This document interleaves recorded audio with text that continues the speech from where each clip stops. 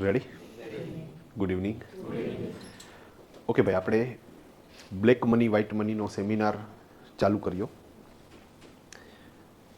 આ સેમિનાર લેવાનો ઉદ્દેશ્ય એ છે કે સાહેબ તમે રિયલ અકાઉન્ટિંગ વર્ડ સાથે કનેક્ટ થાવ અને જે પ્રેક્ટિકલ અકાઉન્ટ લખવાની વાત છે એમાં રિયલમાં કઈ રીતના ઇશ્યુ આવશે અને રિયલમાં કઈ રીતે એ આખી પ્રોસેસ કમ્પ્લીટ કરવાની થશે એ આપણે ડિસ્કસ કરીએ છીએ. તો ટોટલ કોર્સ તમારો 5 મોડ્યુલ્સમાં, પ્રથમ module manual accounting, second module સોફ્ટવેરમાં અકાઉન્ટિંગ સેટ કરો, third module accounts with inventory, fourth module taxation અને પાંચમું મોડ્યુલ પ્રેક્ટિકલ સેશન.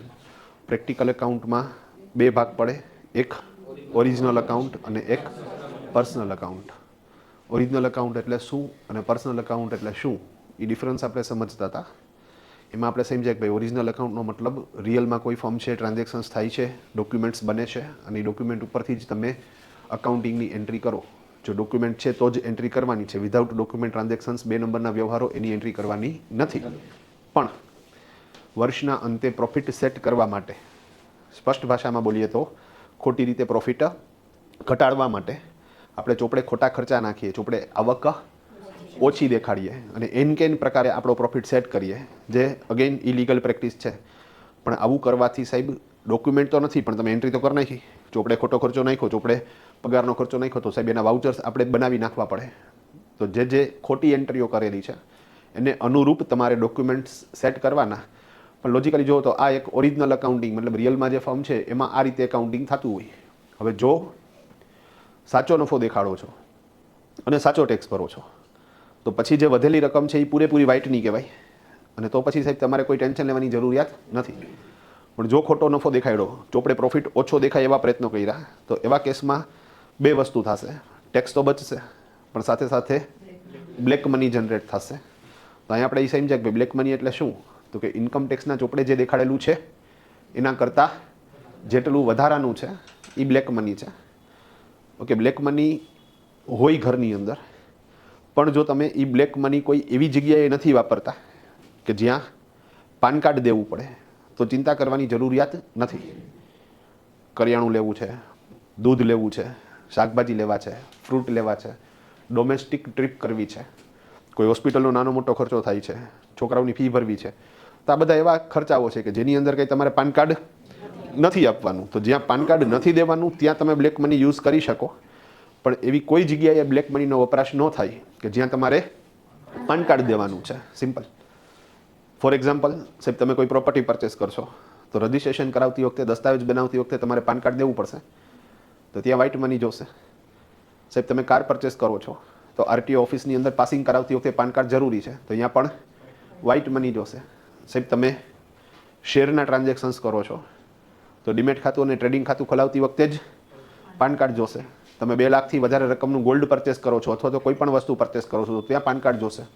તો એના માટે થઈને તમારે વ્હાઇટ મનીની જ જરૂરિયાત પડશે. વિદેશ યાત્રા કરવી છે તો પાસપોર્ટ જોઈને, પાસપોર્ટ કઢાવવા માટે જ પાન કાર્ડ જોઈ, તો સાહેબ ત્યાં પણ તમારે વ્હાઇટ મનીની જ જરૂરિયાત પડશે. તો મતલબ એ કે સાહેબ ઘરના ખર્ચાઓ કરવા છે તો બ્લેક મની હાલશે, પણ હવે એના હાટું તો સરકાર ઓલરેડી 5 લાખ બાદ આપે છે. મતલબ તો બ્લેક અને વ્હાઇટનો કોઈ ડિફરન્સ જ નથી રહેતો. સિમ્પલ.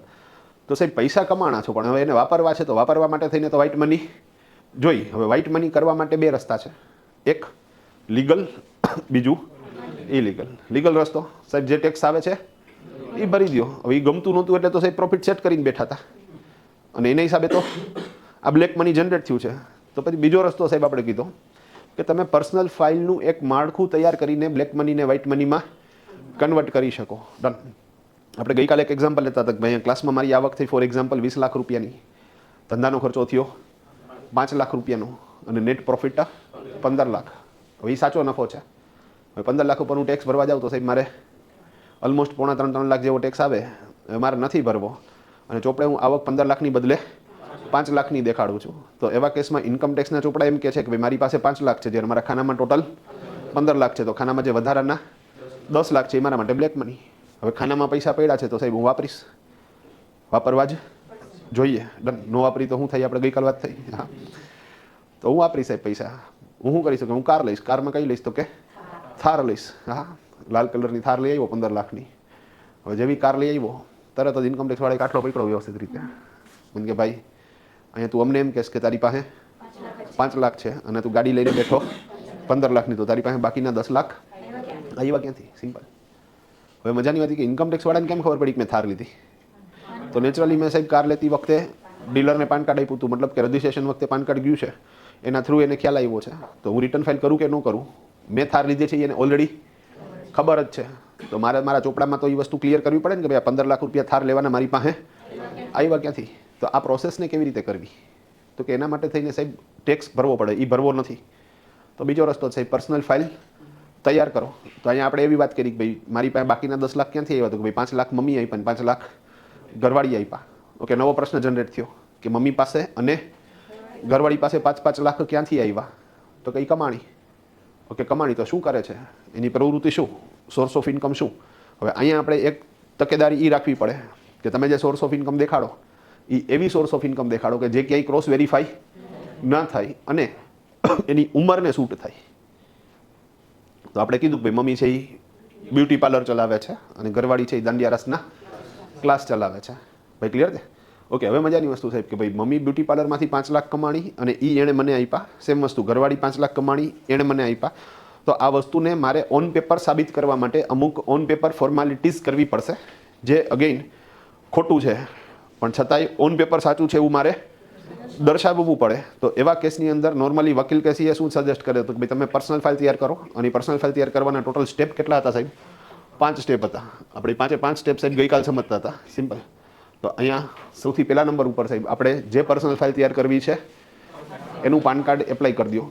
જો હોય તો જરૂરિયાત નથી, ડન. તો મમ્મીનું અને વાઈફનું પાન કાર્ડ એપ્લાય કરશું. બીજા નંબરમાં આપણે બેંકમાં ખાતું ખોલીએ.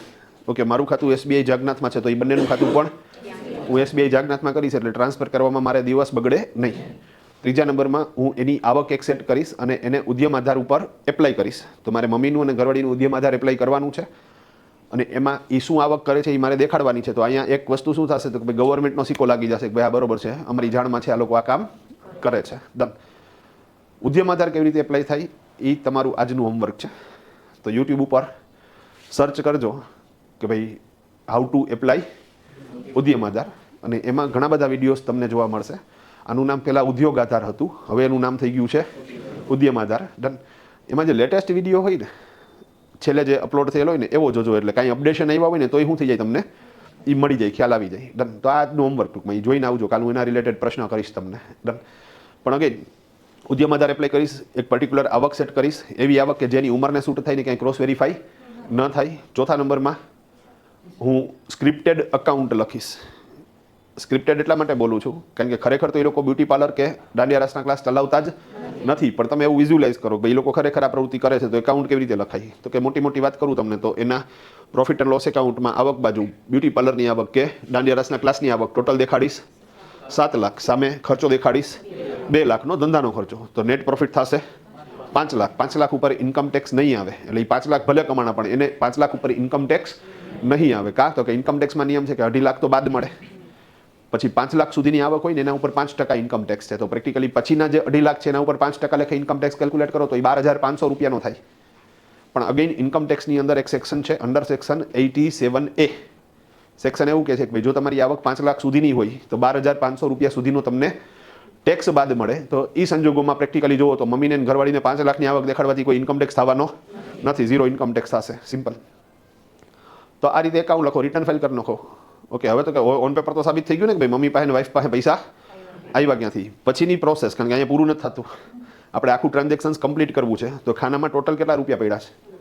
15 લાખ. તો ખાનામાંથી 15 લાખ રૂપિયા કાઢ્યા. આપણે ગયા SBI જાગનાથમાં, અહીંયા ત્રણેય ખાતાની અંદર, ત્રણેય ખાતા કયા કે તો કે એક મારું, એક મમ્મીનું અને એક વાઈફનું, ત્રણેય ખાતાની અંદર 5-5 લાખ રૂપિયા રોકડા જમા કરાવો. જમા કરાવશો તો 50,000 કરતાં વધારે રોકડ જમા કરાવો છો એટલે તમારી પાસે પાન કાર્ડ માગશે. ઇનડાયરેક્ટલી પ્રશ્ન કરશે કે ભાઈ તમે આ લતાબેનના ખાતામાં કે મારા વાઈફના ખાતામાં કે તમારા ખાતામાં કે પૈસા જમા કરાવ્યો તો એની પાસે આ રૂપિયા આવ્યા ક્યાંથી? ડન. તો એના માટે આપણે ઓલરેડી શું કરી નાખ્યું છે? એકાઉન્ટ લખી નાખ્યું છે, રિટર્ન ફાઇલ કરી દીધું છે, સાબિત કરી દીધું છે, કોઈ ચિંતાની જરૂરિયાત નથી. સો સિમ્પલ. ડન. તો આ રીતે સાહેબ ત્રણેય ખાતામાં 5-5 લાખ જમા કરાવી આવ્યો. હવે તો કે હવે સાહેબ મમ્મીના ખાતામાં 5 લાખ રૂપિયા છે એ મારા ખાતામાં ટ્રાન્સફર કરીશ ચેકથી. સેમ વસ્તુ વાઈફના ખાતામાં જે 5 લાખ છે એ પણ મારા ખાતામાં ટ્રાન્સફર કરીશ ચેકથી. તો હવે મમ્મીના ખાતામાં 0, વાઈફના ખાતામાં 0 અને મારા ખાતામાં 15 લાખ. હાલો રેડી? હવે મારા ખાતામાં 15 લાખ આવી ગયા. એ 15 લાખ રૂપિયાનો ચેક આપો અને થાર લઈ આવો. સિમ્પલ વસ્તુ. પણ અગેન આ બધું કાર્ય ક્યારે કરવાનું છે? થાર લેવાનું. તો કે આ બધી પ્રક્રિયાઓ પતી ગયા પછી. તો અહીંયા લગી આપણે વાત સમજી ગયા હતા ભાઈ. ક્લિયર છે? આજે નવો મુદ્દો ચાલુ કરીએ છીએ. ડન. અહીંયા મમ્મીની અને વાઈફની જે ફાઇલ તૈયાર કરી એને કહેવાય પર્સનલ એકાઉન્ટ. તો ઓરિજિનલ એકાઉન્ટ એટલે પેઢીનું એકાઉન્ટ. પેઢીનું એકાઉન્ટ લખતા જો પ્રોફિટ સેટ કરવાની વાત આવી અને જો ચોપડે બ્લેક મની જનરેટ થયું તો એ બ્લેક મનીને વ્હાઇટ મની કરવા માટે થઈને પર્સનલ ફાઇલ તૈયાર કરી શકાય. પર્સનલ ફાઇલ તૈયાર કરો એમાં અમુક વસ્તુનું ધ્યાન રાખવાનું છે. એવા જ વ્યક્તિની પર્સનલ ફાઇલ તૈયાર થઈ કે જેની ખરેખર કોઈ આવક નથી. આવક હોય અને એ ઓલરેડી ઇન્કમટેક્સ રિટર્ન ફાઇલ કરતા હોય તો આ સોલ્યુશન કરી શકતા નથી. ભાઈ ક્લિયર છે આખી વાત? ડન. પ્લસ જેની ઉંમર 18 વર્ષ કરતાં ઉપર હશે એની જ ફાઇલ તૈયાર થશે કારણ કે એનું જ એકાઉન્ટ લખાશે. ઓકે, કોઈ વ્યક્તિ 18 વર્ષથી નીચે છે અને છતાં એ આવક મેળવે છે તો ઇન્કમટેક્સના નિયમો મુજબ એ આવક એમના મમ્મી અથવા પપ્પા બેમાંથી જેની આવક વધારે હશે એમાં ક્લબ થશે. એટલે જે ઓલરેડી ટેક્સથી પીડાય છે એ વધારે પીડાશે. ભાઈ સમજાણું? એટલે માઇનોરની પર્સનલ ફાઇલ તૈયાર કરવાનો કોઈ મતલબ નથી સાહેબ. ઇઝી. તો મેજર હોવા જોઈએ, અંગત હોવા જોઈએ, રિટર્ન ફાઇલ થતા ન હોવા જોઈએ. એમાં તમે પર્સનલ ફાઇલ સેટ કરી શકશો. આ અન્ડરસ્ટેન્ડ થઈ ગઈ વાત? તો ઇઝી પ્રોસેસ. હાલો ડન. ઓકે, આગળ વધીએ. ભાઈ રેડી બધાય? ડન. ઓકે, પ્રોબ્લેમને થોડોક મોટો કરીએ અને ધેન આફ્ટર સોલ્યુશન ગોતવાની ટ્રાય કરીએ. એ પતશે પછી પાછો થોડોક પ્રોબ્લેમ મોટો કરશું અને એનું સોલ્યુશન ગોતશું. મતલબ જો એક સ્ટેજ પૂરું કરશો તો નેચરલી નવું સ્ટેજ આવવાનું જ છે સાહેબ. તો એક એક લેવલ આપણે ક્લિયર કરતા જઈએ. થોડોક પ્રોબ્લેમ મોટો કરી નાખી. ડન. ઓકે, ફોર એક્ઝામ્પલ હું પૂજારાની અંદર એકાઉન્ટિંગ કરું છું. ભાઈ ક્લિયર છે? ડન. અને કરતો નથી, આ એક્ઝામ્પલ આપું છું. ડન. ભાઈ અહીંયા ક્રોસ કરવાનું જ હતા તો ઇઝી છે. હલો, પૂજારામાં એકાઉન્ટિંગ કરું છું અને એવા કેસની અંદર અહીંયા જે શેઠના સન છે એનું નામ છે રાહુલભાઈ. ભાઈ બરોબર છે? રેડી? તો હવે એ કેસમાં ફોર એક્ઝામ્પલ એમનો નફો થયો આખા વર્ષનો 45 લાખ રૂપિયાનો. ફોર એક્ઝામ્પલ કેટલો થયો સાહેબ? 45 લાખ રૂપિયાનો નફો થાય છે. સિમ્પલ. ડન. હવે 45 લાખ રૂપિયાનો નફો થયો. શેઠે કીધું મને કે શું સિચ્યુએશન છે? તો શેઠ 45 લાખનો નેટ પ્રોફિટ થયો. મને કે ટેક્સ કેટલો આવે? મેં તો ગણી દઉં. મેં કીધું હા, અત્યારે મોટી મોટી ગણતરી કરું છું અને સમજાવતો નથી, ખાલી કેલ્ક્યુલેશન મનમાં કરું છું. તો સાહેબ પ્રથમ 2.5 લાખ ઉપર 0% એટલે 0, પછીના 2.5 લાખ ઉપર 5% એટલે 12,500 અને અહીંયા સેટને 87 એનો લાભ મળવાનો નથી તો 12,500 કેલ્ક્યુલેટ કરજો તમે. બરાબર? ઓકે, ધેન આફ્ટર 5 લાખથી 10 લાખ વચ્ચે 20% એટલે 5 લાખ ઉપર 20% તો 1 લાખ એટલે ટોટલ થયા 1,12,500. હાલો ડન. અને 10 લાખથી ઉપર જેટલા હોય એના ઉપર 30% તો 45 લાખનો નફો હોય તો 10 લાખ ઉપર કેટલા ગયા છે? 35 લાખ. તો 35 લાખના 30% તો 10.5 લાખ રૂપિયા. તો 10.5 લાખ 1 લાખ બીજા એટલે 11.5 લાખ, 12,500 બીજા તો 1,62,500. મોટું મોટું કેલ્ક્યુલેશન એવું હોય કે 1,62,500 એનો ટેક્સ થાય છે. હા થાય જ છે. ડન. મેં કીધું 1,62,500નો ટેક્સ થાય. મને કે ભાઈ મારે ભરવો નથી. મેં કીધું કેટલો ભરવો છે? એ મુજબ પ્રોફિટ સેટ કરો. મને કે ભરવો જ નથી. મેં તો ગણતરી શું કામ કરાવો? ભરવો જ નથી તો ના પાડજો, નથી ભરવો 1 રૂપિયો. હા ડન. કાંઈ વાંધો નહીં ભાઈ, બાને છોકરાઓ શીખે ને કેમ ગણાય. હા, તો મને કે ભાઈ આપણે ભરવો નથી તો શું કરવાનું? મેં કીધું નથી ભરવો તો ઓન પેપર આપણે આવક કેટલી સેટ કરવાની? 5 લાખ. ઓકે, અહીંયા પછી કોઈ તર્ક ન લગાડતા સાહેબ આ તમે કેવી ગાંડા ગલા જેવી વાતું કરો, 45 લાખના 5 લાખ કેવી રીતે થાય ને એ અત્યારે નથી સમજાવતો. અત્યારે આપણે એમ માની કે 5 લાખ શું કરી નાખ્યા, આપણે સેટ કરી નાખ્યા. હા, માણસો રાખ્યા 30. સમજી ગયા? હા, અને એનો પગાર કર્યો 10,000 રૂપિયા. તો મહિને કેટલો પગાર થયો છે? 3 લાખનો થયો. 12 36 લાખ તો અહીંયા જ ઉડાડી દીધા. 4 લાખનું બોનસ આપી દો, વાર્તા પૂરી. હા, તો ક્લિયર છે આખી વસ્તુ. ટૂંકમાં એન કેન પ્રકારે શું કરી નાખ્યું સાહેબ આપણે? 5 લાખે પગાર દીધું. હવે 5 લાખે પગાર દીધું ને એ મુજબ એકાઉન્ટ લખ્યું, ઇન્કમટેક્સ રિટર્ન ફાઇલ કરી દીધું. તો ઇન્કમટેક્સમાં જે ડેટા ગયું એમાં એવું દેખાડે છે કે યોગેશભાઈ પાસે કેટલા રૂપિયા પડ્યા છે? 5 લાખ રૂપિયા પડ્યા છે. ભાઈ સમજી ગયા? ડન. ખાનામાં કેટલા છે? 45 લાખ. તો ખાનામાં જે વધારાના 40 લાખ છે એ બ્લેક મની થઈ ગયું. હાલો ડન. તો એ બ્લેક મની થઈ ગયું. પછી યોગેશભાઈ એક દી મેળા જ મને કે ભાઈ ઓડી લેવી છે કે હા. મેં કેટલા નહીં આવે? મને કે 40-45 લાખ નહીં આવે. મેં કીધું ના લે ભાઈ. મને કે પૈડા હે આપણી પાસે, કે તારી પાસે જોતા નથી કે ઉછીને? હા, તો મેં કીધું પૈડા હે તો બરોબર છે પણ આપણે એ બ્લેકના છે, એ બહાર કાઢવા જેવા નથી. હા ડન.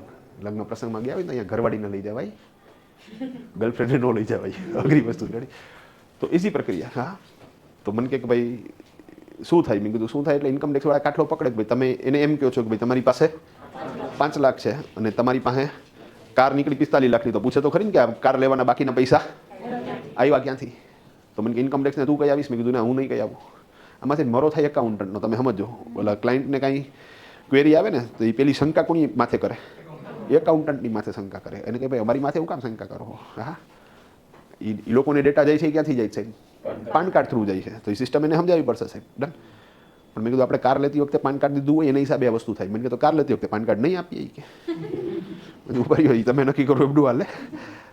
કોની પાસેથી લેવાની? તો એને કોઈ ડીલરનું નામ આપ્યું. મેં કીધું પેલા એને ફોન કરીને શું કરો તમે પૂછી લ્યો. હા, તો ડીલરને કીધું કે ભાઈ કાર લેવી તો હું ડોક્યુમેન્ટ જો. તો ઓલા લિસ્ટ લખાવ્યું, એમાં પેલું જ હું લખાવ્યું એને પાન કાર્ડ. હા, પાછું યોગેશભાઈ પૂછ્યું ખરી કે પાન કાર્ડ ન દઉં તો હાલે કે બાકીનું કંઈ નહીં દઉં તો હાલશે કે અને ન હોય તો ચિંતા ન કરતા કે હું કઢવી દઈશ. હાલ લે, મતલબ પાન કાર્ડ તો જોશે જ, નથી તો રજીસ્ટ્રેશન 15 દિવસ પછી થશે. પહેલાં શું કરવું પડશે? તમારે પાન કાર્ડ કઢાવવું પડશે. તો મેં કીધું સાહેબ પાન કાર્ડ ફરજિયાત છે, ઓપ્શન જ નથી ટૂંકમાં. અને ત્યાંથી બધો ડેટા ઇન્કમ ટેક્સમાં જાય તો 100% કાટલો પકડશે. સિમ્પલ. તો મને કે આનો રસ્તો? મેં કીધું છે ને, આપણી પાસે રસ્તા બધા છે. ઓકે, રસ્તામાં મને કે કયા કયા રસ્તા? મેં કીધું 2 રસ્તા, એક લીગલ અને એક ઇલીગલ. મને કે ના, મારે લીગલ જ કરવું છે. હા, તો મેં કીધું તો આપણે હરખથી પોણા 12 લાખ જેવો ટેક્સ થાય શું કરી દો? ભરી દો. હા, ડન. મને કે ના, ઓલું બીજું કયું કીધું તું? મેં કીધું કાં નહોતું કરવું ને તમારે? હા, મને કે ભાઈ બીજો રસ્તો છે ઇલીગલનો. ઇલીગલ રસ્તો હવે તમને ખબર છે. ઓકે, શું કરવું? પર્સનલ ફાઇલ તૈયાર કરો. શું ભાઈ શું કરવું પડશે? ભાઈ પર્સનલ ફાઇલ તૈયાર કરવી પડશે. હવે મને વિચારીને જવાબ આપજો, મારે યોગેશભાઈ માટે કેટલી પર્સનલ ફાઇલ તૈયાર કરવાની થશે? 8 ફાઇલ. હાલો, સુપર ભાઈ, ડન. ભાઈ સમજણી વાત આખી. જો તમારા મગજમાં 8 ફાઇલ આવી તો એનો મતલબ એમ કે તમે અત્યાર સુધીનું જે સમજ્યા છો એ બધું બોઘેણામાં ગયું છે. હવે 8 ફાઇલ તમે કેવી રીતે નક્કી કરી સાહેબ? તો કે એક ફાઇલમાં 5 લાખ. હમણાં સાહેબ તમારે 10 લાખની તકલીફ હતી તો તમે મમ્મીનું ને વાઈફનું એકાઉન્ટ બનાવ્યું તો 5-5 લાખ રૂપિયા સેટ કર્યા તો 10 લાખ સેટ થઈ ગયા. તો અહીંયા પ્રોબ્લેમ છે એ કેવડો છે? 40 લાખનો છે. તો 40 લાખનો પ્રોબ્લેમ સોર્ટ આઉટ કરવા હાટું થઈને 8 ફાઇલ તૈયાર કરવી પડશે. તો અહીંયા હું એક વસ્તુને અમેન્ડમેન્ટ, એક સુધારો કરું છું. ડન. અહીંયા 8 ફાઇલ તૈયાર નહીં કરવાની, અહીંયા 10 ફાઇલ તૈયાર કરવાની. નવી વાત છે, મેં સમજાવી જ નથી, એટલે કોઈ ટેન્શન ન લેતા. ડન. તો કેટલી ફાઇલ તૈયાર કરવી પડશે? 10 ફાઇલ. તમે કહો સાહેબ 5-5 લાખ લગી 8 ફાઇલમાં પતી જાય ને? તો 10 ફાઇલ શું કામ બોલો છો? શું કામ બોલું છું એ લોજિકલી સમજાવું છું. એક પર્સનલ ફાઇલ તૈયાર કરો ને સાહેબ એટલે 4 લાખ નેટ કેપિટલ બને. ફરીથી એક પર્સનલ ફાઇલ તૈયાર કરો તો 4 લાખ નેટ કેપિટલ બને. આપણે જે રીતે એક્ઝામ્પલ લઈ છીએ એની વાત છે. પાછું એક્ઝામ્શન લિમિટ દર વર્ષે અલગ અલગ હોય તો દર વખતે પાછું આ ફિગર કેવું આવે? અલગ અલગ આવે. પણ અત્યારે હું વાત કરું તો એક પર્સનલ ફાઇલમાં 4 લાખ. તમે કહો સાહેબ હમણાં તો આપણે 5 લાખ ગણ્યા હતા, પણ એક વાત મેં નહોતી કરી, હવે નવી એડ કરું છું. અને અગેન આ મારી ટેવ છે, હું એક મુદ્દો 100% સમજાઈ જશે પછી એમાં નવી વાત એડ કરીશ. ભાઈ ક્લિયર છે આખી વાત? ડન. તો નવી વાત શું છે એ થોડીક લોજિકલ છે, તમે સમજો. ઓકે, માની લો કે સાહેબ હમણાં થોડીક વાર પહેલાં આપણે એક્ઝામ્પલ લેતા હતા કે ભાઈ મારા મમ્મી કેટલા રૂપિયા કમાણા? 5 લાખ રૂપિયા કમાણા. તો સાહેબ એવું બને કે 5 લાખ કમાણી નેટ અને ઘરે લઈ આવી, એ એણે પૂરેપૂરા બચાવ્યા અને મને શું કરી દીધા? એણે લોન તરીકે આપી દીધા. એવું બને? એવું ન બને સાહેબ. તમે સમજો, એણે અંગત રીતે ક્યાંક તો શું કર્યા હોય? વાપરા હોય ને. નો ડાઉટ ઘર ચલાવવાની જવાબદારી એની માથે નથી, પણ ઘરે બેન આવી છે તો એના હાથમાં પૈસા આવ્યા, ભાણિયા આવ્યા છે તો એના હાથું કંઈક રમકડા લઈ આવી, કંઈક મીઠાઈ લઈ આવી, કોઈ દવાનો ખર્ચો થયો, ક્યાંક દાન ધર્માદો કરેલો છે, ક્યાંક રિક્ષા ભાડાના ચૂક્યા, તો કંઈક તો શું થશે એને? ખર્ચો થશે. સિમ્પલ વસ્તુ છે. ડન. તો સાહેબ અહીંયા એ જે અંગત ખર્ચો છે એને તો આપણે હજી કન્સિડર કર્યો જ નથી. એટલે પ્રેક્ટિકલી તમે જુઓ ને તો આવો અંગત ખર્ચો છે ને એને કહેવાય ઉપાડ, વિડ્રોલ્સ, ડ્રોઈંગ્સ, અંગત ખર્ચ, ઘર ખર્ચ, ઘણા બધા શબ્દો છે. ડન. જે લોકો કોમર્સ બેકગ્રાઉન્ડમાંથી આવે છે એને ખબર છે કે સાહેબ અંગત ખર્ચો છે એ તમારે કેપિટલમાંથી માઇનસ કરવો પડે. સિમ્પલ. મૂડીમાંથી સાહેબ માઇનસ કરવું પડે. તો ખરેખર મૂડી વધી હતી 5 લાખથી, કારણ કે નેટ પ્રોફિટ કેપિટલમાં કન્વર્ટ થાય. તો નેટ પ્રોફિટ 5 લાખનો હોય તો કેપિટલ કેટલી થઈ ગઈ સાહેબ? 5 લાખ. હવે તો કે 5 લાખની કેપિટલ થઈ ગઈ ને પછી એમાંથી 1 લાખનો આવો અંગત ખર્ચો શું કરવાનો? આપણે બાદ કરવાનો. ભાઈ સમજી ગયા? હવે અહીંયા પ્રશ્ન એ થાય સાહેબ કે આપણે લાખની બદલે ઓછા બાદ કરીએ તો? આ બહુ જેન્યુન વાત છે. અને પ્રેક્ટિકલી તમે જુઓ ને તો સાહેબ એઝ અ અકાઉન્ટન્ટ અમને ઉપાડ દેખાડવો ગમતો નથી. હા, જો કોમર્સના વિદ્યાર્થી તરીકે તમને એ તો ખબર હોય કે ઉપાડ છે એ મૂડીમાંથી બાદ થાય છે, પણ તમને એ ન ખબર હોય કે એઝ અ અકાઉન્ટન્ટ અમને એ ઉપાડ દેખાડવો ગમતો નથી. જેમ કમાને ઘરે જવું ગમતું નથી એમ અમને ઉપાડ દેખાડવો ગમતો નથી. હા, ડન. કાં તો કે મહા મહેનતે 5 લાખની ખોટી મૂડી ઊભી કરી છે. હા, ઉપાડ દેખાડીને એ મૂડી શું કરવાની છે? ઘટાડવાની. તો અમે શું કરીએ સાહેબ? ઉપાડ દેખાડીએ પણ એમ કેટલો? માઇનોર દેખાડી. ભાઈ 10,000 મમ્મીએ વાપરા આખા વર્ષમાં. હવે આવું કરીને તો શું થાય સાહેબ? તો કે ઇન્કમટેક્સ ડિપાર્ટમેન્ટવાળા આવે ઘરે, મને કે ભાઈ વુમન્સ ડે નિમિત્તે અમારી ઇન્કમટેક્સની સોસાયટીમાં કાર્યક્રમ છે ને એમાં તમારા મમ્મીનું સાલ ઉડાડીને સન્માન કરવું છે. હા, મેં કીધું શું કામ કરવું છે? મને કે 5 લાખ કમાય છે છતાં આખા વર્ષમાં 10,000 જ વાપરે છે, એટલે મહિને સરેરાશ ગણો તો 800-800 રૂપિયાની આવે. તો સાહેબ પ્રેરણા મળશે અમારા બૈરાઓને. હા, કમાતા નથી તો એ વાપરી રાખે. તો એ કહે છે, મેં કીધું ના ના સાહેબ એ વધારે વાપરે છે, 10,000 નથી વાપરતી. હા, મને કે કેટલા વાપરે છે? મેં કીધું 20,000 વાપરે છે. હા, મને કે તોય કરવું છે કે હા, આ લોકો પાર્લરમાં જઈને 20,000 ઉડાડી દે છે. મેં કીધું સાહેબ 30,000 વાપરે છે. મને કે તોય કરવું છે. મેં કીધું હું કેટલા કહું તો સન્માન ન કરો. હા, મને કે મહિને 5,000 વાપરતા હોય ને તો ન કરીએ, એટલું વ્યાજ બી ગણાય. મેં કીધું તો 60,000 થાય ને વર્ષે? મને કે 60,000 થાય. મેં કીધું લાખ વાપરે છે. હા, હું શું બોલું છું એ સમજાય તમને?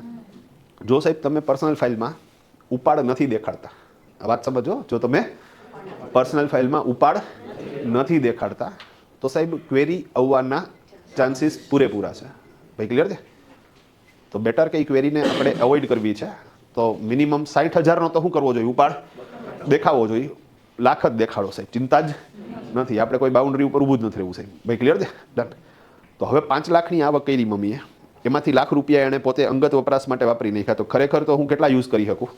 4 લાખ. અને પ્રેક્ટિકલી તમે જુઓ ને તો સાહેબ મમ્મી મને 4 લાખ જ આપી શકશે. આ તો ત્યારે એક્ઝામ્પલ એક કમ્પ્લીટ કરવું હતું એટલે આ ડિસ્કશન જ નહોતું કર્યું. પણ અહીંયા એક મગજમાં રાખજો કે ભાઈ જો પર્સનલ ફાઇલ તૈયાર કરશો તો નેટ પ્રોફિટ 5 લાખનો, નેટ પ્રોફિટ કન્વર્ટ થશે કેપિટલમાં, તો કેપિટલ પણ જનરેટ થશે 5 લાખની. પણ પછી એમાંથી 1 લાખ રૂપિયાનો ઉપાડ તમારે શું કરવાનો છે? દેખાડવાનો છે. જે ગમતું નથી પણ છતાંય હૃદય ઉપર પથ્થર મૂકીને ઉપાડ દેખાડો. અને નેટ કેપિટલ આપણે હવે કેટલી જનરેટ કરશું સાહેબ? 4 લાખની. ભાઈ આ ક્લિયર થઈ જાય આખી વસ્તુ.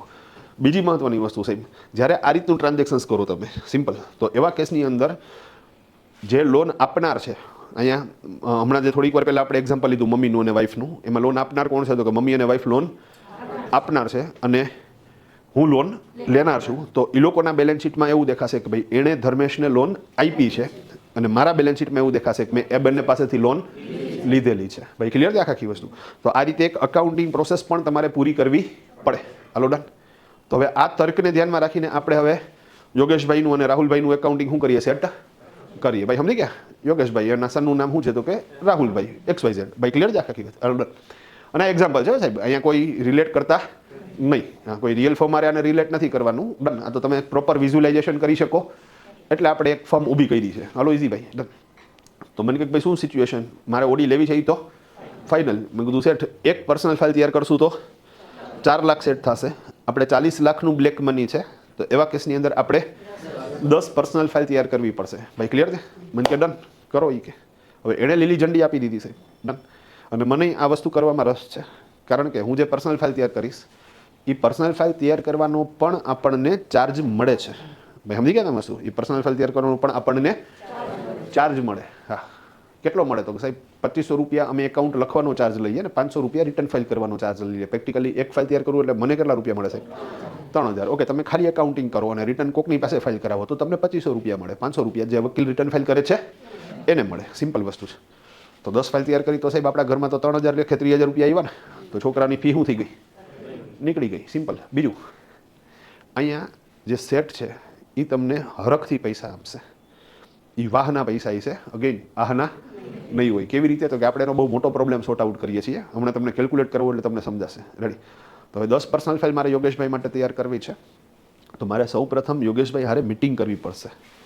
કાં તો કે હું યોગેશભાઈને ઓળખું છું, એમના સન રાહુલભાઈને ઓળખું છું, પણ એમના પરિવારજનોને હું ઓળખતો નથી. સિમ્પલ. તો મારે કોની ફાઇલ તૈયાર કરવી? તો યોગેશભાઈ કીધું એક વખત મિટિંગ કરવી છે, ટાઈમ આપો. મને કે કાલે જ આવી જાય. કે અહીંયા બેઠા અમે 2 જણા. મને કે બોલ શું છે તકલીફ? મેં કીધું આપણે 10 ફાઇલ તૈયાર કરવી છે, તો તમે 10 જણાના નામ આપો મને કે કોની પર્સનલ ફાઇલ તૈયાર કરવી. પ્લસ એ જે તમે 10 જણાના નામ આપો એમાં એવા નામ આપજો કે જેની ઉંમર 18 વર્ષ કરતાં ઉપરની હોય. મને કે ઓકે. મેં કીધું જેના IT રિટર્ન ફાઇલ ન થતા હોય. મને કે ઓકે. અને ત્રીજી મહત્વની વસ્તુ, અંગત અને વિશ્વાસુ હોય. ભાઈ ક્લિયર છે? મને કે ડન. લખતો જાય કે એટલે એણે નામ લખાવવાના ચાલુ કર્યા. મને કે પપ્પા હાલશે? મેં કીધું હાલ જ ને. મેં કીધું ડન. જીવે છે ને? મેં કીધું હા, શ્વાસ હાલવા જોઈએ એ જરૂરી છે. હા, બાકી વાંધો નથી. મને કે ના એની ઉંમર મોટી છે કે પણ એવું કાંઈ નિયમ નથી ને કે 60 વર્ષ પછી રિટર્ન ફાઇલ ન થાય. મેં કીધું ના નહીં, તો સરકારી નોકરીમાં 60 વર્ષે રિટાયરમેન્ટ હોય, બાકી માણા કામ તો આખી જિંદગી કરી શકે સાહેબ. હા, બચ્ચન સાહેબ સમજી લ્યો 80+ છે છતાંય કામ કરે છે. કોણ બની કરોડપતિ રમાડે, એમાં એને પૈસા મળે. એ જે પૈસા મળે એમાં આવક થઈ તો નેચરલી એના ઉપર એને શું કરવું પડે સાહેબ? ટેક્સ ભરવો પડે, ઇન્કમ ટેક્સ ભરવો પડે. સિમ્પલ છે. ડન. ઉંમરને એને કામને કાંઈ લેવા દેવા નથી, જેમ ઉંમરને એને પ્રેમને કાંઈ લેવા દેવા નથી. હા હા, ડન. તો ઇઝી પ્રોસેસ. હાલો જવા દો ભાઈ. ડન.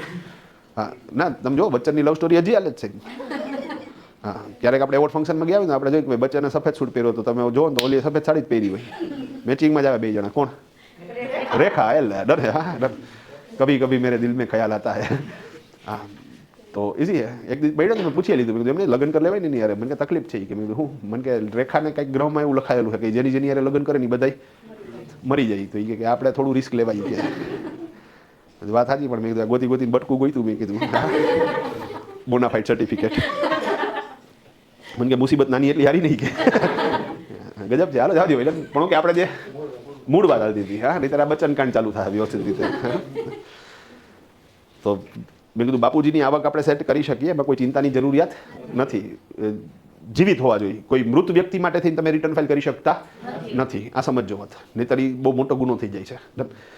પણ કે લખતો જાય કે બાપુજી છે, બા છે, ભાઈ ક્લિયર છે આખી વસ્તુ. અને મેં કીધું એવા જ નામ આપજો કે જેના રિટર્ન ફાઇલ ન થતા હોય. હા, મને કે લખી કે તો બાપુજીનું નામ લખાવ્યું, એમના મધરનું નામ લખાવ્યું, એમના કાકાનું નામ લખાવ્યું, એમના કાકીનું નામ લખાવ્યું, એમના કાકાના 2 છોકરાઓ છે એનું નામ લખાવ્યું, એમના મોટા ભાઈનું નામ લખાવ્યું, એમના ભાભીનું નામ લખાવ્યું, એમના વાઈફનું નામ લખાવ્યું અને એમના દીકરીનું નામ લખાવ્યું. મેં કીધું તમારા સન મને કે એનું એકાઉન્ટ લખાય છે, રિટર્ન ફાઇલ થાય છે, તો એનું નામ આપણે યુઝ નહીં કરી શકીએ. સિમ્પલ. અહીં અગેન હું એક વખત કન્ફ્યુઝ થયો. મેં કીધું બાપુ આ તમે વિચારીને મને કહો છો ને બધું. મને કે કાં? મેં કીધું આ તમારા બ્રધરનું તમે નામ લખાવ્યું છે તો એના રિટર્ન તો ફાઇલ થતા હશે ને? મને કે ના નથી થતા. મેં કીધું કન્ફર્મ? કંઈક તો કામ કરતા હશે ને? મેં કીધું કંઈ નવરા થોડા બેઠા હોય. મને કે વ્યાજ વટાવનો ધંધો કરે છે, લખાતું હોય રિટર્ન. મેં કીધું વાત તો સાચી. મેં કીધું આ કાકા મને કે એ ડબ્બા રમાડે છે. તો એ કે એ બધા પ્રવૃત્તિ કરે છે પણ એ બધી એવી પ્રવૃત્તિઓ છે કે જે ચોપડે દેખાડવા જેવી નથી. મેં કીધું ઓકે ભાઈ. અને બીજું ધર્મ શીખીએ. અમે 4-5 વર્ષથી વિચારતા હતા કે ઘરના બધા મેમ્બર્સના પાન કાર્ડ કઢાવીએ, બધાના અકાઉન્ટ લખીએ, બધાના રિટર્ન ફાઇલ કરીએ, બધામાં થતું હોય તો થોડો શું કરીએ, ટેક્સ ભરીએ અને થોડુંક આમ ચોપડા શું કરીએ, ચોખ્ખા કરીએ, લીગલાઇઝ કરીએ. પણ એ ઈચ્છા કોઈ દિવસ પૂરી જ ન થઈ. આ તું અત્યારે કે આ બોલ્યો ને તો મને એવું ફીલ થયું કે ભાઈ મારી એ જૂની ઈચ્છા શું થશે આની અંદર પૂરી થશે.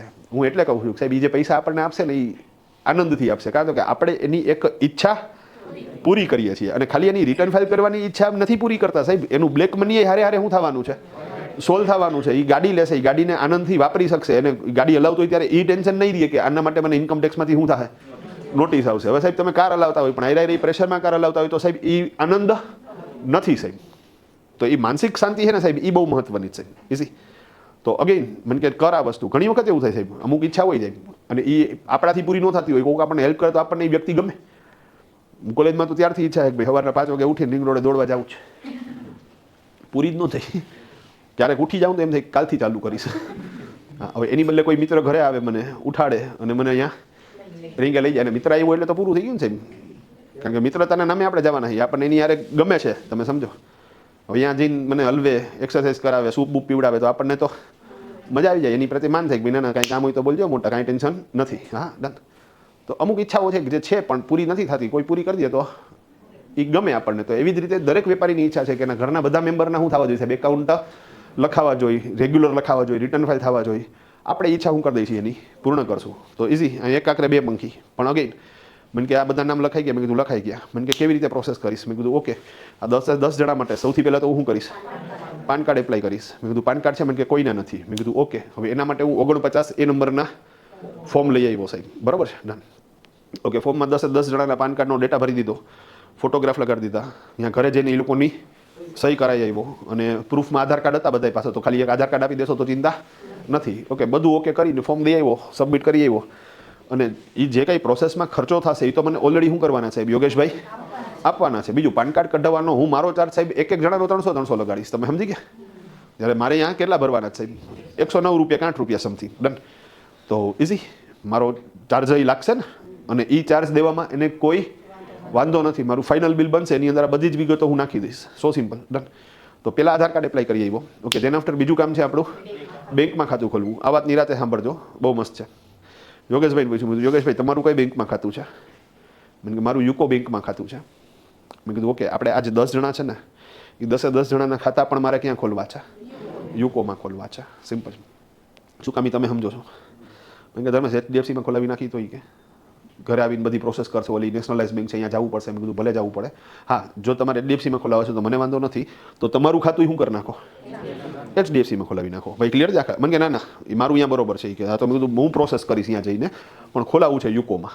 હું ફોર્મ લઈ આવ્યો સાહેબ યુકોમાંથી 10 જણાના. હવે ફોર્મની અંદર મેં એક નવી વસ્તુ કરી, કઈ તો કે મેં જોઈન્ટ હોલ્ડર તરીકે યોગેશભાઈનું નામ નાખ્યું, અને સહીનો જે નમૂનો છે એમાં મેં એવી સૂચના આપી કે આઈધર ઓર સર્વાઈવર બેમાંથી એક અગર હયાતની સહીથી આ ખાતું ઓપરેટ થશે. અગેન આ હું બધી જ જે પ્રોસેસ કરું છું એ પાણી પહેલાં પાડ બાંધવાની છે. આગળ હું તકલીફ થવાની છે ને એ હું વિઝ્યુલાઇઝ કરી શકું છું. તો મારે એના માટે થઈને શું કરવું પડશે સાહેબ? અમુક તૈયારીઓ કરી રાખવી પડશે. એ મુશ્કેલીઓ હમણાં કહીશ, ડિસ્કસ કરીશ તમારી યારે. તો યોગેશભાઈ મને કે આ બધામાંથી મારું નામ નાખ્યું. મેં કીધું હા. મને કીધું ઇન્કમટેક્સમાં વાંધો નહીં આવે. મેં કીધું ઇન્કમટેક્સના પોઈન્ટ ઓફ વ્યૂથી જે ફર્સ્ટ હોલ્ડર હોય એનું જ ખાતું કન્સિડર થાય, બશર્તે તમારા એક પણ ટ્રાન્ઝેક્શન્સ એ એકઈ ખાતામાં થયેલા હોવા ના જોઈએ. આ સમજાઈ ગઈ વાત? તો ભાઈ કે તો મારું નામ હું કામ રાખશ? મેં કીધું તમારું નામ એટલા હાટું રાખું છું કે ભાઈ આપણે ચેકબુકમાં તમારી સહીથી શું કરીએ કે સાહેબ ટ્રાન્ઝેક્શન્સ કરી શકીએ. બીજું કરશું એની જ સહીથી. પણ ભાઈ માની લો બાપુજી વયા ગયા, એટલે હરિદ્વાર ફરવા વયા ગયા, ડન છે હા, અને પાછળથી મારે સાહેબ એના ખાતામાં કોઈ ટ્રાન્ઝેક્શન્સ કરવું છે તો હું યોગેશભાઈના સિગ્નેચરથી પણ ઓપરેટ કરી શકું. અને મારો પર્સનલ નેચર એવો છે કે સાહેબ મને કઈ વસ્તુ અટકે ને એ મને ન ગમે.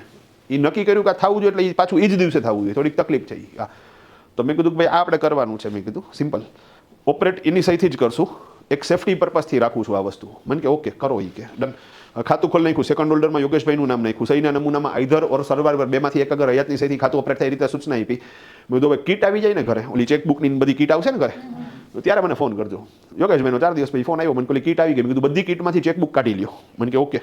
મેં કીધું બધી ચેકબુકમાં બધા પેજ ઉપર આગળ પાછળ બધાની સહી કરાવી નાખો, આગળ પાછળ. ભાઈ સમજી ગયા વસ્તુ આખી? ખાલી ફ્રન્ટમાં જ નહીં, મારે પાછળ સહી જોઈ છે. મેં કીધું ડન. આટલું થઈ જાય એટલે મને ફોન કરો. મને કે શું જરૂરિયાત છે? મેં કીધું ભાઈ મને બહુ ઝાઝા પ્રશ્ન ન કરો, હું કહું એમ કરી નાખો, નહીં તો મારે નથી લખવું. હવે એને ખબર પડી ગઈ કે આની ટણી કરાય નહીં. હા ડન. મને અમુક વસ્તુ દેખાય છે એ ન થાય એટલે હું અત્યારથી જ શું કરું સાહેબ એના પ્રિકોશન્સ લઉં છું. સિમ્પલ. હા હું કામ કરું છું એ તમને સમજાવીશ, એ ચિંતા ન કરતા. સિમ્પલ વસ્તુ છે. ડન. તો હવે બધા ખાતામાં સહી થઈ ગઈ. મને કે હવે મેં કીધું ઓકે હવે આપણું બેંક ખાતા ખોલવાનો કાર્યક્રમ કેવો થઈ ગયો? પૂરો થઈ ગયો. એ પ્રોજેક્ટ મારો કમ્પ્લીટ. હાલો હવે 3જા નંબર ઉપર શું કરીશ? તો કે આવક નક્કી કરીશ. તો મારે દરેક કેરેક્ટર માટે એને સૂટ થાય એવી અને જે ક્રોસ વેરીફાઈ ન થાય એવી આવક નક્કી કરવી પડશે. તો મેં કીધું ભાઈ બાપુજી શું કરે? મેં કીધું મને કીધું બા જેટલું કે એટલું કરે એ કે હા. મેં કીધું કામ ધંધા શું કરે? મને કે કાંઈ નથી કરતા, નવરા હે કે હા નિવૃત્ત. મેં કીધું તો ઓકે હવે બાપુજીને કાંઈક તો શું કરવું પડશે? આપણે કામ કરાવવું પડશે ને, તો જ રિટર્ન ફાઇલ થાય. તો મને શું કરશે બાપુજી? બાપુજી જમીન મકાનની દલાલી કરશે. હા થઈ શકે ને? ઓકે બા શું કરશે? કંઈક તો કામ બાને હોપું તો શું કરાવી ચાલ? અથાણા બનાવડાવો. હાલો તો બા શું કરશે? અથાણા બનાવશે, પાપડ બનાવશે. ભાઈ ક્લિયર છે? ફૂલછેડાનું કામ કરશે. એમાંથી તમને જે મજા આવે એ કરો તમે, પણ એ રીતે. હા ભાઈ તમે બા દાંડિયા રસ્તા ક્લાસ હલાવશે, બા ડંકી છે, તમે સમજો વાતને. હા એ હાલી શકતા નથી. હવે એ સીધા નથી હાલતા, તમારે એને રિવર્સ સ્ટેપ કરાવવા છે. હા તો અગેન એને જે લાગુ પડતું હોય એ સેટ કરો. ઓકે એમના વાઈફ છે એ બ્યુટી પાર્લર ચલાવશે, એમના ભાભી છે એ ટ્યુશન ક્લાસ ચલાવશે, એમના દીકરી છે દાંડિયા રસના ક્લાસ ચલાવશે, એમના કાકા ને એમના ભાઈ છે એ એકાઉન્ટ લખશે. એકચ્યુઅલી શું કરે છે તમને ખબર પણ કે ચોપડે તો દેખાડાય નહીં. ઓકે એમના કાકાના 2 છોકરાઓ છે એ કોઈ કોમ્પ્યુટર જોબરનું કામ કરે છે. તો એવી આવક દેખાડો કે જે આવક ઘરઘરાવ થઈ શકતી હોય અને ક્યાંય ક્રોસ વેરીફાઈ ન થતી હોય. તો આ રીતે સાહેબ એક આખો પ્રોજેક્ટ તમે સેટ કરો. હવે પહેલાં આપણે પાઇપલાઇન ગોઠવી કે ભાઈ મારે અહીંથી અહીંયા જાવ, અહીંથી અહીંયા જાવ, અહીંથી જાવ. પછી આપણે લીવર મારીને મારે સાહેબ પહેલાં ગોંડલ જવું છે, અહીંયાથી જેતપુર જવું છે, અહીંયાથી વીરપુર જવું છે. તમે સમજી ગયા વસ્તુ આખી? તો એ રીતે મારે પહેલાં પ્લાન બનાવીને પછી ઘરથી લીવર મરાય, સીધું હાલતું ન થઈ જવાય. સિમ્પલ વસ્તુ. તો મેં પ્લાન બનાવી નાખ્યો સાહેબ કે હાલો 10 જણા આ કામ કરશે. ઓકે હવે નેક્સ્ટ કામ મારું કયું આવશે? તો કે સાહેબ હવે આવક ઉપરથી હું ઉદ્યમ આધાર એપ્લાય કરી દઈશ. ભાઈ ક્લિયર છે? અગેન એક ચોખવટ બીજી કરી દઉં, ઉદ્યમ આધાર એપ્લાય નહીં કરો તો પણ ચાલશે, પણ હું પર્સનલ સજેસ્ટ કરું છું કે એ ટેવ રાખજો. અને ઉદ્યમ આધાર શું કરવાના? એપ્લાય કરવાના છે. 2 રીઝન. એક તો કે ભવિષ્યમાં તમારે લોન લેવી હશે ને તો આવકના પુરાવા તરીકે ઉદ્યમ આધાર તમને હેલ્પ કરશે. બીજું ફાઇનાન્શિયલ. ઉદ્યમ આધાર એપ્લાય કરીશ તો જેમ પાન કાર્ડનો હું ચાર્જ ચડાવીશ ઉદ્યમ આધાર એપ્લાય કરવાનો પણ ચાર્જ લઈશ એની પાસેથી. ભાઈ ક્લિયર છે? અને બીજું ભાઈ એક બીજી ચોખવટ કરી દઉં કે સાહેબ જો એના માટે જરૂરી છે તો જ હું કરાવીશ, ખાલી મને ચાર્જ મળે છે એટલા માટે નહીં, પણ એ કરો છો તો તમને શું થવાનું છે, એની અંદર ફાયદો થશે અને એની આવક એક શું થઈ જશે સાહેબ, સ્ટ્રોંગ થઈ જશે. ભાઈ ક્લિયર છે આખી વાત? ડન. તો હું ઉદ્યામાં ત્યારે એપ્લાય કરી દઈશ. ચોથા નંબરમાં સ્ક્રિપ્ટેડ એકાઉન્ટ લખીશ. ઓકે, હવે એકાઉન્ટ લખીશ અને રિટર્ન ફાઇલ કરીશ અને યોગેશભાઈના ખાતામાં પૈસા ટ્રાન્સફર કરશું. તો એ પ્રોસેસ કેવી રીતે થશે એ હું તમને દેખાડું છું. ભાઈ રેડી બધા? ડન. ઓકે, હવે એક જણાનું તૈયાર કરીએ તો જે એકનું તૈયાર થયું એવી જ રીતે બાકીના તૈયાર થશે. ડન. તો માની લો કે સાહેબ આ છે પ્રોફિટ એન્ડ લોસ એકાઉન્ટ. ભાઈ ready? Profit and loss account. Again આમાં કોઈ વ્યક્તિ એવું બેઠું છે કે જે નોન કોમર્સ છે, તો ચિંતા ન કરતા, જેની જરૂરિયાત છે એ હું સાથે સાથે શું કરતો જઈશ, સમજાવતો જઈશ. બરાબર? અને એ જ રીતે ફાઇનલ રિપોર્ટ્સમાં વર્ષના અંતે એક બીજું રિપોર્ટ જનરેટ થાય અને એ કયો છે સાહેબ? Balance sheet. ડન. બેલેન્સ શીટમાં આ બાજુનો જે ભાગ છે એને કહેવાશે લાયબિલિટીઝ અને આ બાજુનો ભાગ છે એને કહેવાશે અસેટ્સ. ભાઈ ક્લિયર? ડન. ઓકે, હવે પ્રોફિટ એન્ડ લોસની અંદર આ જમણી બાજુનો ભાગ છે એ છે ક્રેડિટ અને ડાબી બાજુનો ભાગ છે, અત્યારે ડેબિટ ક્રેડિટ ઉપર ફોકસ ન કરતા દેશી ભાષામાં કહું તો જમણી બાજુનો જે ભાગ છે ત્યાં તમારી ધંધાની આવક હોય અને ડાબી બાજુનો ભાગ છે અહીંયા ધંધાનો ખર્ચો હોય. તો અહીંયા હું કોઈ પણ વ્યક્તિનું, ધારો કે આ ફાધર માટે હું બનાવું છું. ભાઈ ક્લિયર છે આખી વસ્તુ? ડન.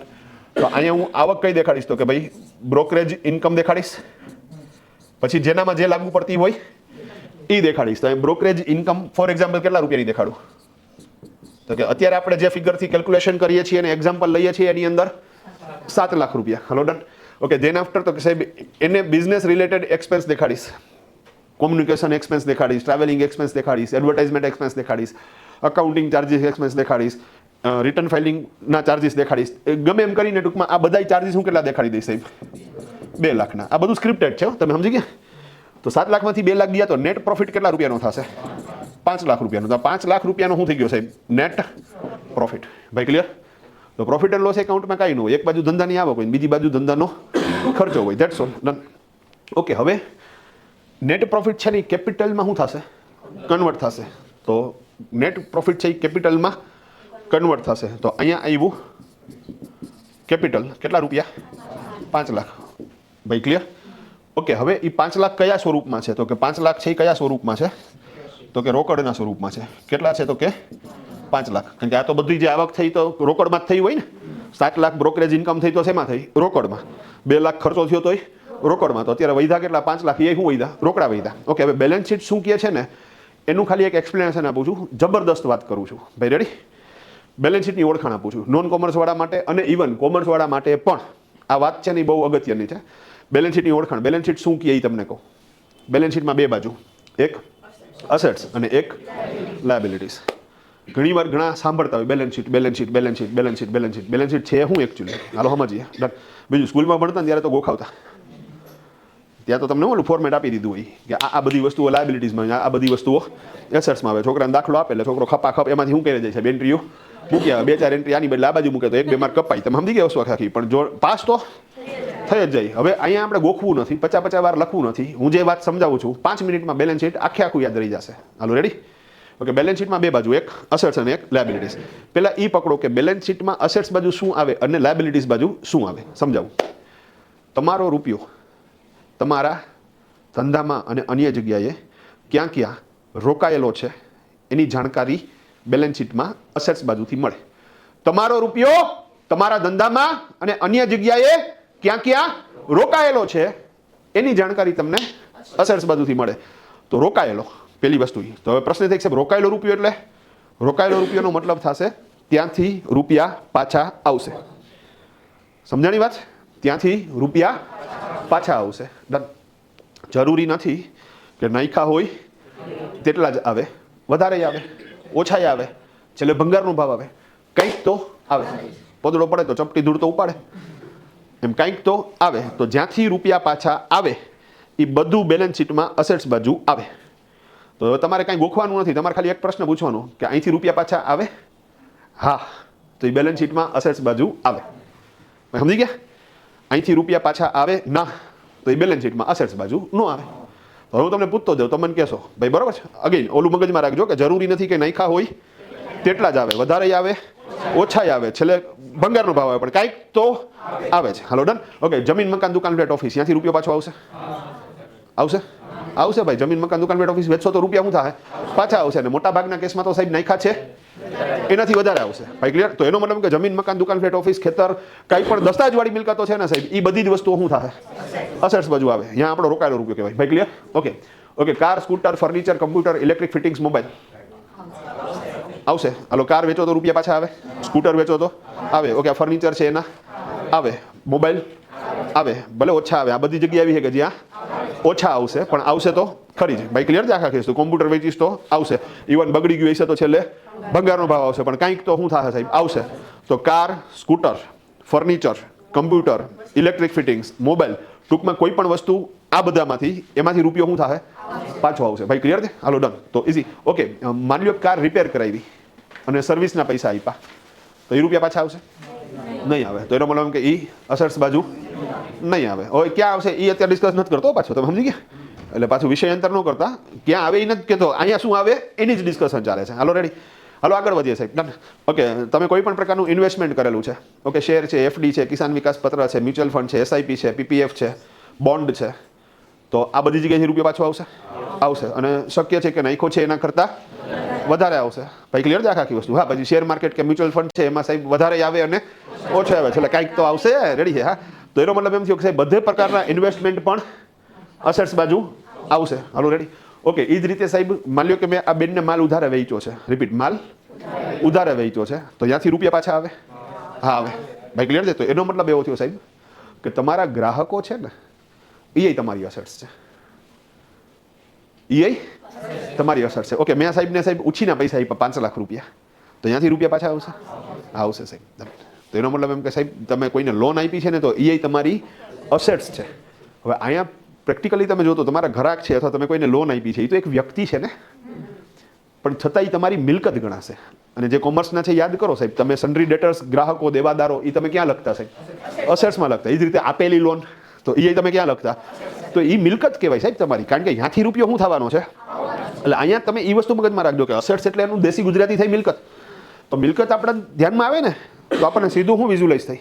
કોઈ વસ્તુ, મતલબ પ્રોપર્ટી છે કે કમ્પ્યુટર છે, તો એ બધું વિઝ્યુલાઇઝ થાય નહીં સાહેબ. ઘરાક કઈ મિલકત ગણાશે, લોન આપેલી છે એ પણ મિલકત ગણાશે, અને એવી દરેક જગ્યા કે જ્યાંથી રૂપિયો પાછો આવે. ઓકે, તમારો ક્લોઝિંગ સ્ટોક છે તો એ વેચો તો રૂપિયા પાછા આવે, તો ક્લોઝિંગ સ્ટોક પણ તમારા માટે શું છે સાહેબ? મિલકત છે. ઓકે સાહેબ, પીજીવીસીએલમાં ડિપોઝિટ આપી છે, પછી આવશે તો એ મિલકત છે. ઓકે, પીજીવીસીએલનું બિલ ભર્યું તો એ અસેટ્સ નથી, પણ પીજીવીસીએલ ડિપોઝિટ અસેટ્સ છે ભાઈ. ક્લિયર છે? ઓકે, એ જ રીતે બેંકમાં ખાતું ખોલાવ્યું, એમાં 10,000 ભર્યા છે, તો આવશે કે ભાઈ? આવશે. ખાતું બંધ કરાવશો અથવા જ્યારે જરૂર હશે ત્યારે તમે શું કરી શકશો? એ લે. તો બેંકનું ખાતું પણ તમારા માટે શું થશે સાહેબ? અસેટ્સ થશે. અને એ જ રીતે રોકડ, તો એ તો રોકડ તો પડી જ છે. કહેવાનો મતલબ જ્યાંથી રૂપિયો પાછો આવે એ બધું જ તમારા માટે શું છે? અસેટ્સ છે. અને છેલ્લે અસેટ્સ છે એ કન્વર્ટ શેમાં થતી હોય?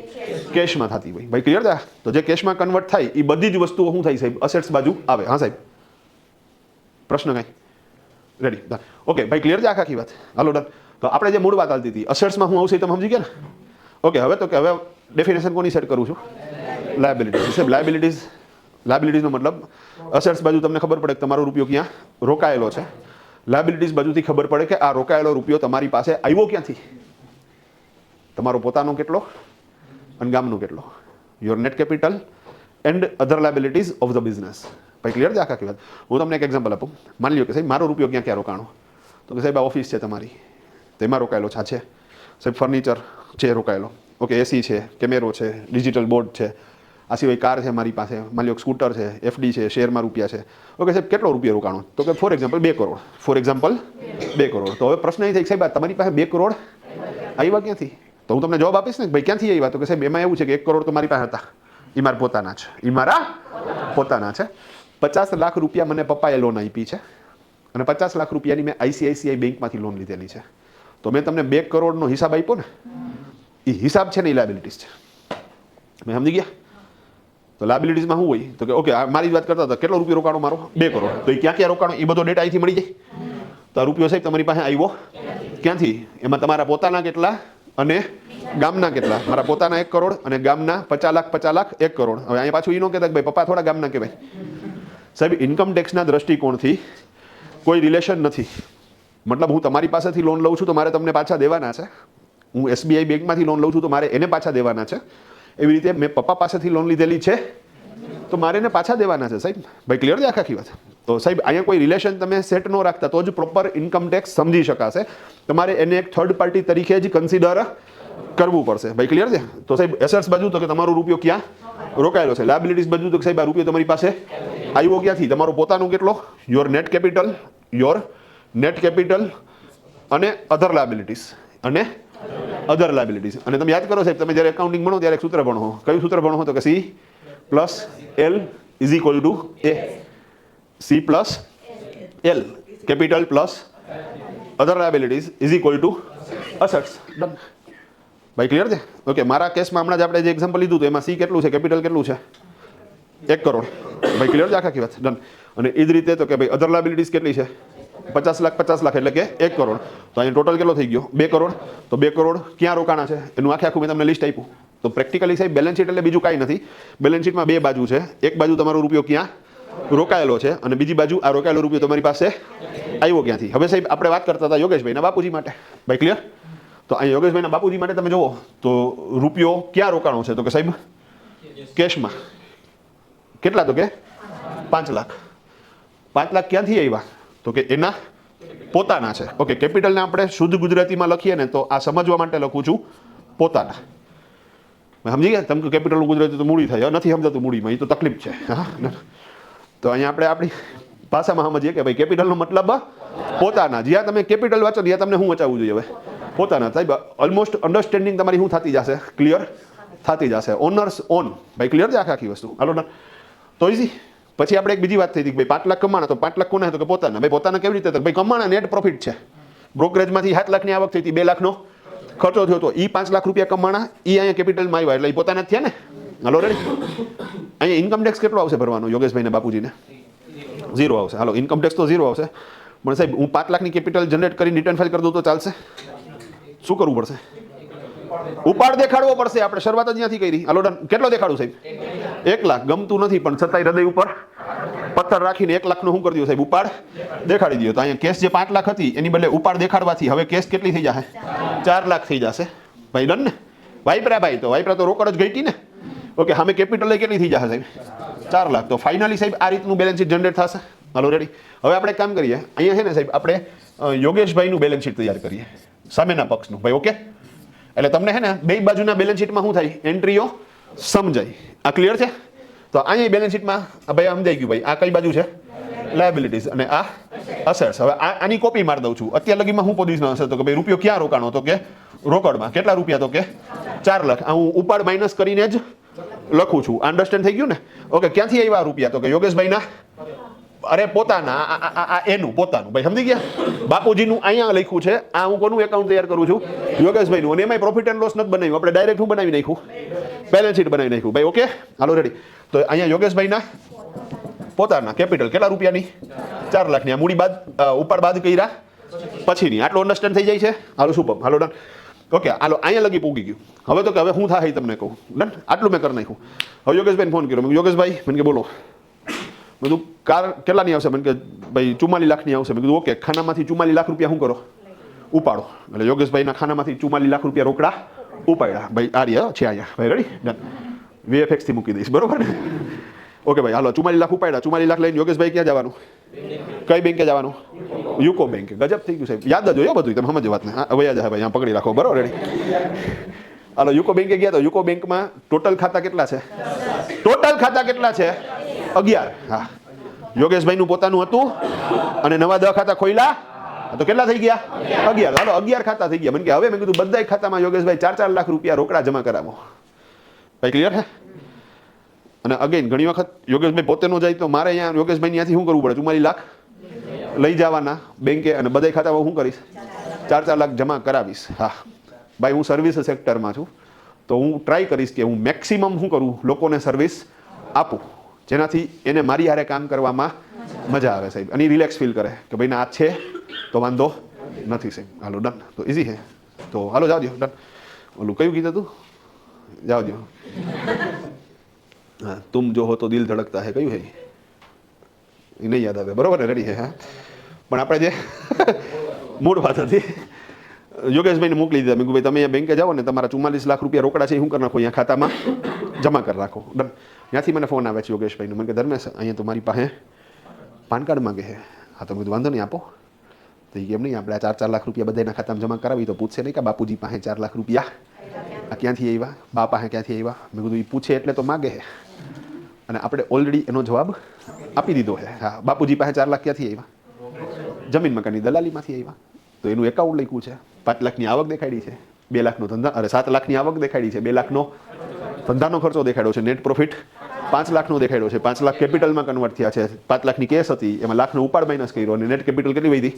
એ 4 લાખ જે રોકડા બચ્યા, એ જે 4 લાખ રોકડા બચ્યા એ આ રોકડા એ શું કરે છે? બેંકમાં જમા કરાવે છે. અન્ડરસ્ટેન્ડ થાય છે? તો મેં કીધું બિંદાસ પાન કાર્ડ આપો, ટેન્શન લેવાની જરૂરિયાત નથી. આપણે પાણી પેલા પાડ બાંધી દીધી છે. મને ચિંતા નથી. મેં કીધું નથી ભાઈ, હું કહું એટલે વાર્તા પૂરી ભાઈ. ડન. એને બધા ખાતામાં જમા કરાવી દીધા. હવે બધા ખાતામાં જમા કરાવી દીધા તો શું સિચ્યુએશન થશે બેલેન્સ શીટમાં એ જોઈ લઈ. કારણ કે આ વસ્તુ કરવાથી ટ્રાન્ઝેક્શન થયું એટલે નેચરલી તમારા અકાઉન્ટિંગ રિપોર્ટ થઈ ચેન્જ થાય ને. તો અહીંયા શું ચેન્જ થશે? તો કે હવે રૂપિયો આપણે પેલા 10 જણાની વાત કરીએ ભાઈ. રેડી? તો 10 જણાની વાત કરો તો રૂપિયો અત્યાર લગી ક્યાં રોકાણો હતો? કેશમાં. હવે કેશમાં છે નથી તો અહીંયા કેશ લીટો મારી દીધો. તો હવે ક્યાં પડ્યા છે? બેંકમાં. તો રૂપિયો ક્યાં રોકાણો છે? તો કે બેંકમાં રોકાણો છે. કેટલા રૂપિયા? 4 લાખ રૂપિયા. ઓકે, 4 લાખ રૂપિયા જે બેંકમાં રોકાણા છે ક્યાંથી આવ્યા? તો કે એ તો પોતાના છે. તો સામે કાંઈ ફેરફાર થવાનો નથી. તો આ રીતનું નવું બેલેન્સ શીટ જનરેટ થશે. હાલો ડન. હવે સામેની બાજુ જોવો તો યોગેશભાઈના ખાતામાં 4 લાખ જમા કરી દીધા ને. તો અહીંયા હવે કેશ નીકળી ગઈ. રેડી? તો હવે રૂપિયો ક્યાં રોકાણો છે? બેંકમાં. કેટલા રૂપિયા રોકાણા છે? 4 લાખ રૂપિયા. ભાઈ આટલું અન્ડરસ્ટેન્ડ? આ યોગેશભાઈનું બેલેન્સ શીટ છે. આ ફેમિલીના 10 જણા છે એનું બેલેન્સ શીટ છે ભાઈ. Okay done. હાલો હવે તો કે હવે બધાના ખાતામાં 4 લાખ ભરી દીધા. મને કે હવે શું કરવાનું તમારે? મેં કીધું હવે એ લોકોની ચેકબુક છે ને એમાં ખબર સહી કરેલી છે. મેં કીધું 10 જણાની ચેકબુક લ્યો અને એમાં પેમાં તમારે કાર કોના નામે લેવી છે? મને કે મારા નામે ફોર એક્ઝામ્પલ. ડન. તો પેમાં શું કરવાનું? તમારે યોગેશભાઈનું નામ લખવાનું. મને કે ભાઈ રાહુલના નામે કાર લેવી છે ફોર એક્ઝામ્પલ. તો પેમાં શું લખવાનું? રાહુલ. એ બધા ખાતામાં શું કરી દીધું જવાનું? પૈસા ટ્રાન્સફર કરતા જવાના ભાઈ. ઓકે થઈ જશે. ડન. અહીંયા માની લો કે યોગેશભાઈના નામે કાર લેવી છે તો ઓલા 10 જણાના બેંક ખાતામાંથી યોગેશભાઈના ખાતામાં રૂપિયા ચેકથી ટ્રાન્સફર થશે. એ લોકોની 10 જણાની ચેકબુક છે. બધામાંથી 4 લાખનો ચેક લખવાનો. ચેક લખશું 4 લાખનો તો બધાના ખાતામાં બેંકમાં 4 લાખ રૂપિયા છે. કોઈ ચિંતા નથી. ડન. અને યોગેશભાઈના ખાતામાં ટ્રાન્સફર મારશું ભાઈ. ક્લિયર? આટલું કરવાથી શું થશે? તો કે યોગેશભાઈના ખાતામાં હવે ટોટલ કેટલા રૂપિયા થઈ જશે? 44 લાખ. તો 4 લાખ હતા ને એમાં બીજા શું થયા સાહેબ? 40 લાખ રૂપિયા એડ થયા. તો ટોટલ યોગેશભાઈના ખાતામાં કેટલા રૂપિયા આવી ગયા? 44 લાખ. હવે પ્રશ્ન એ થાય કે સાહેબ યોગેશભાઈ પાસે આ 44 ક્યાંથી આવ્યા સાહેબ? ડન. તો હવે એમાં આપણે 4નો તો હિસાબ આપી દીધો છે. બાકીના 10 જણા પાસેથી 4 લાખ રૂપિયાની લોન લીધી. તો અહીંયા સાહેબ આપણે શું કરવું પડશે? તો કે ભાઈ ફાધરની લોન, મધરની લોન, આવી રીતે 10 જણાની ટોટલ શું કરવી પડશે? આપણે લોન દેખાડવી પડશે. કેટલી? તો કે ફાધરની લોન કેટલા રૂપિયાની? 4 લાખની. મધરની લોન 4 લાખની. આવી રીતે સાહેબ તમે ટોટલ કેટલી લોન દેખાડી દો? 40 લાખની લોન દેખાડી દો ભાઈ. ડન.